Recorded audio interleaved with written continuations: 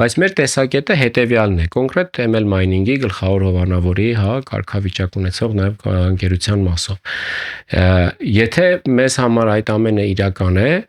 մենք չպետք է արժեզրկենք այն մարդկանց ջանքը, ովքեր այդ անձրևին առանց անձրևանոց, խցանումներով եկել հասել են այնտեղ եւ ամեն գնով ջանացել, որպեսզի իրանց գործարքը ավարտին հասցրվի։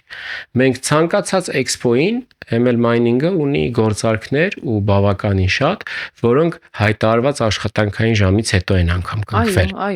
Եվ բերել մի հարթության այդ նույն մարդուն եւ այն մյուս սիրելի շահառուին, ով որ բազմոցին նստած տանը ասում էր դե միևնույնն է վաղն էլի շարունակելու են գնանք,